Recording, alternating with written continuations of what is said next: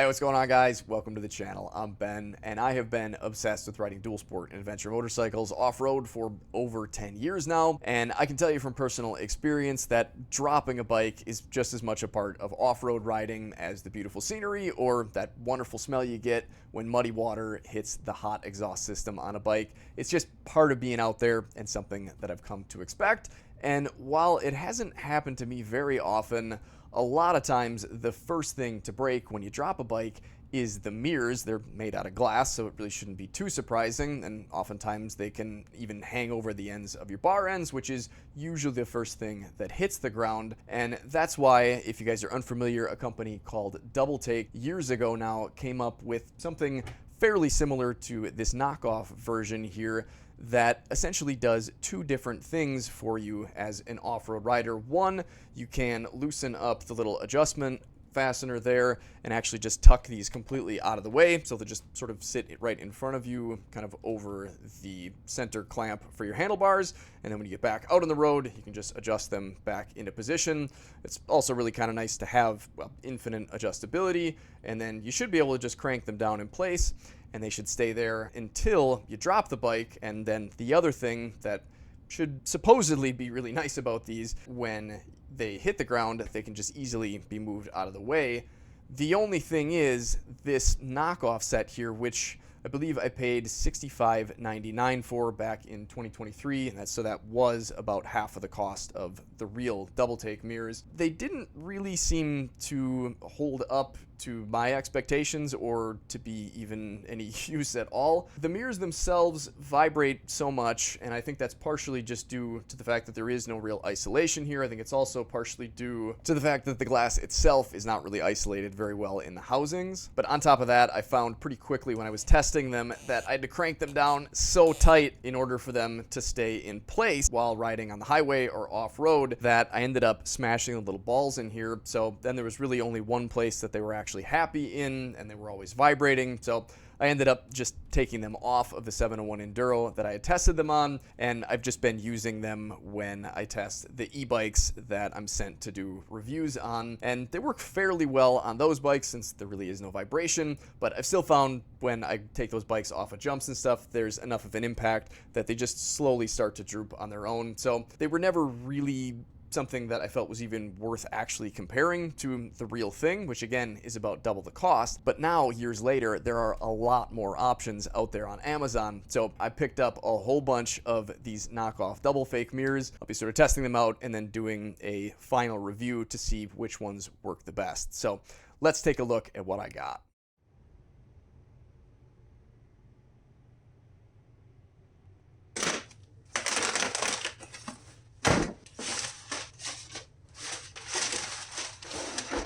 So right off the bat here, a lot like the images for the Amazon listings, the boxes that these came in all look eerily similar. So I'm interested to see how these things look like they compare as far as quality out of the box goes. So we'll start with the cheapest set here. These are made by OFIG, or at least that's what the Amazon listing says. I paid $29.83 for these. So we've got some clamps here that will fit on a 7/8 bar or a 1 1/8 fat bar that of course tapers down to 7/8. They certainly don't seem to be extremely high quality, and of course if you're sticking these on any regular road-going motorcycle, you should already have mounts on probably your clutch and brake lever perches to thread these into. So you might not even need these. I'm not sure what these fasteners are coated in. They definitely don't look like anything that I'm used to seeing. I don't know if that's paint or what it is. But of course, being fairly inexpensive, you might end up with these looking a little bit rusty after a while. Here we've got a mirror itself. Doesn't really say much of anything that means too much to me on it. Definitely has a pretty decent feel. This is going to be made out of aluminum, or this is some sort of plastic. The ball itself is definitely plastic, so not like a real rubber ram ball. The thumb screw here, or wing nut, or whatever you want to call it, definitely feels a little bit beefier and easier to hang on to than the ones on the original set that I tried. The ball down here at the bottom on the mount portion here is actually rubberized. So that might help damp down the vibrations just a bit. The glass itself looks pretty darn clear, and I feel like it's held in position better. Of course, without actually sticking them on a running motorcycle, it's going to be a little bit hard to tell how much vibrations they'll pick up. But for literally half the cost of the other set, I've got to say I'm pretty impressed. Next up, we've got another set that costs right around $30. I paid $30.99 for these, and the brand is OFIG. This was the only one that was actually taped together, but again, this looks almost identical on the inside. We've got what certainly seems to appear to be the exact same mounts as before, same fasteners even. And as far as the mirror itself goes, that looks like exactly the same mirror. That all seems exactly the same. Ball is definitely just plastic. Rubber one on the other end here does seem to be a little bit more difficult to move around, a lot like the other one. These look, I mean, identical to that other set, other than the weird residue on here, I suppose. So it'll be interesting, I guess, to test these head-to-head compared to the other ones, but my guess is you're probably just better off buying the cheaper version for just, what, $1 or so less.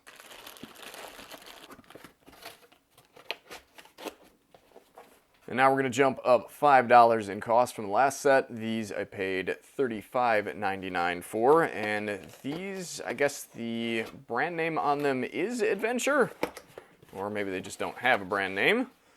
But to start out with, we get basically the same exact clamps, as well as some adapters, which I suppose I probably should have pulled out of the other ones. I would assume they have the exact same thing. Mirror itself, again, looks to be basically identical. Hard plastic ball end here. Rubber ball end on this side. So hopefully these work halfway decent, since I essentially just bought myself 3 of the exact same sets for, well, as far as I can tell, no real reason. I suppose maybe there'll be some sort of performance difference, but with the markings being exactly the same on all of them, or I guess maybe I should check that, is it? So the one on the left here is the ones for $30.99, the OFIG brand, and if you look at the numbers on here, they are exactly the same thing. Right down to the little adapters. So here again, it seems as though if they're all going to perform the same, you would just be better off with the cheapest set. But now we'll move up to the second most expensive one, so it'll be interesting to see if these are any different at all. These are going to be the MZS Adventure mirrors, and these I paid $49.49 for. So these are the same exact brand as the set that I tried last. This is definitely looking much different. I wonder if that other set is a cast part where this is machined. I guess I should say other sets, but the other ones that we've unboxed, this clamp portion was definitely not a nice machined piece of aluminum like this one is. I would assume that those are cast aluminum. This is going to be a much higher quality and is going to stand up to a crash a lot better, or should anyways. We've got another one, and then we've got some adapter pieces here for different thread sizes that look pretty similar to the last couple sets. And by the looks of the internals here, it seems like these are probably all coming from the exact same manufacturing facility. Right, let's see if the mirror itself is any different. That looks incredibly familiar. So it seems like maybe they're swapping out some components here, but the vast majority of what you're getting here, it seems to be exactly the same.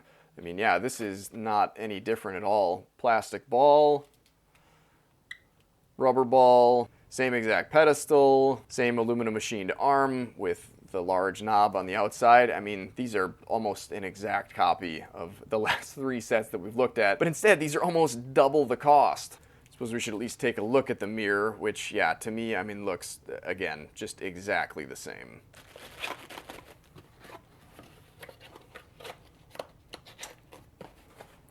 And finally, we've got the last set here, which I paid $49.99 for.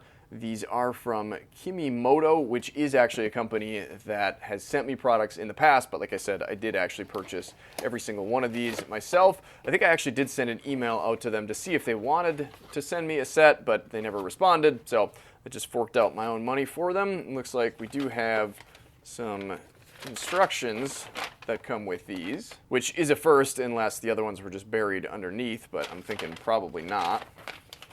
Again, the internals of the box look exactly the same. Here we've got, wow, the cheap version, just like the $30 ones. So now the most expensive ones have the exact same parts as the least expensive ones, so that's not a great start. Same exact adapters. And anybody want to take a guess? My assumption is these are going to be the same exact mirrors. And sure enough, they are. Arm looks exactly the same. The adjustment knob is the same. We've got a plastic hard ball on this end and a rubbery one on the opposite end.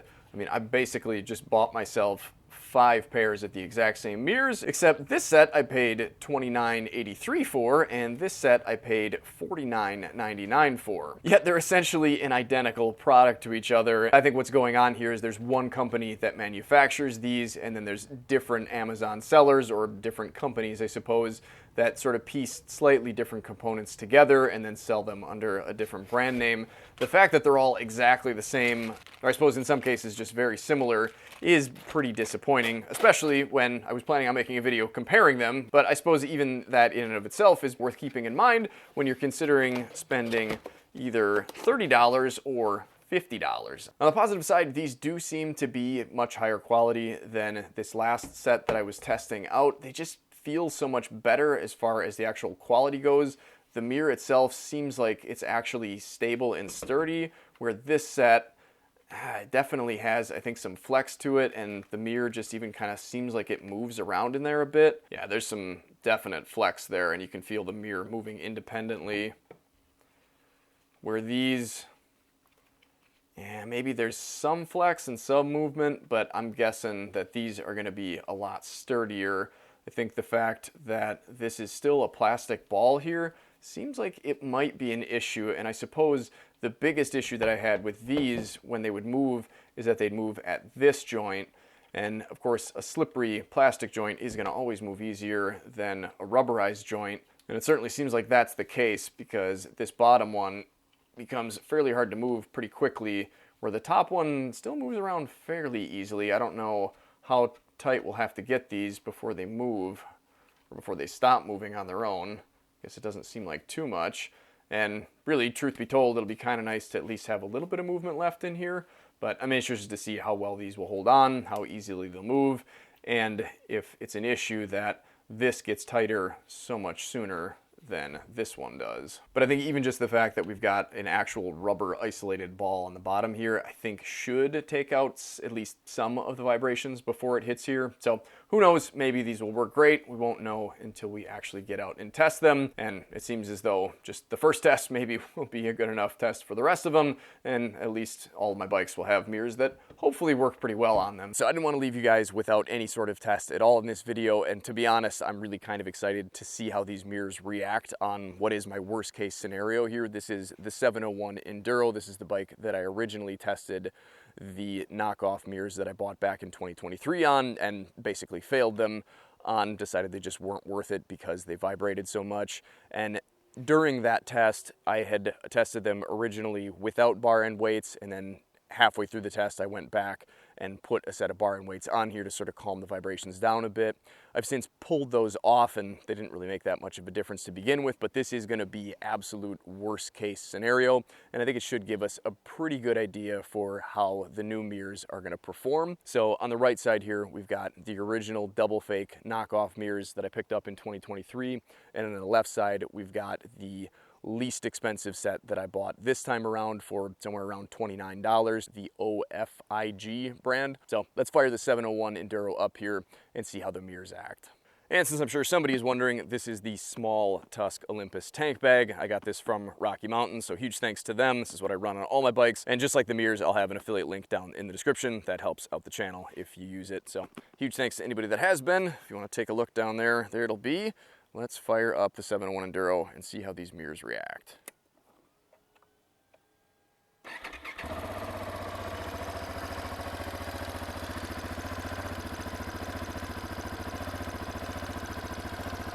So it's a little bit hard to tell on camera.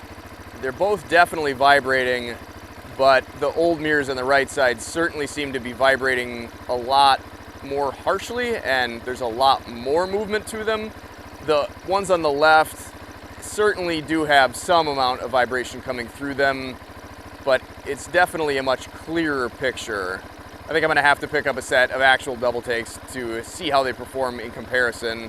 And again, this is worst case scenario, so on another bike it might not be near as bad. I did previously warm this bike up, and I'm sure manufacturers tell you not to rev a bike up in neutral, but I'm going to do it anyways. Don't do it as I do, do as the manufacturers say, or do whatever you want. I don't really care, I guess. Just don't blame me if you screw something up. Let's see what happens.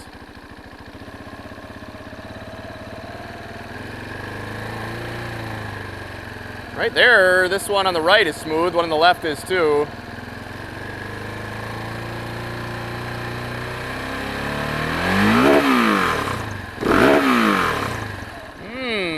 Well, that's an issue, isn't it? And that is one thing that I noticed about this, is because this one's rubber, you tighten this down just a little bit and that stays put, and this wants to move around a lot, and anytime you want to move it, if you loosen this up, that will drop really quickly, and I suppose that moves easy enough, but let's crank this one down a little bit more. So I didn't put too much stress on that, and that still moves a little bit. Try that again. Yeah, still moving. Wasn't too much force on that, but definitely snugged down a bit more now.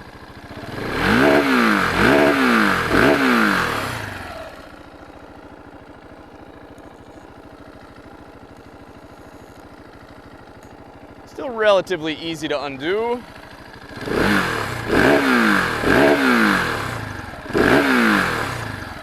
Certainly seems to be staying in place now, though.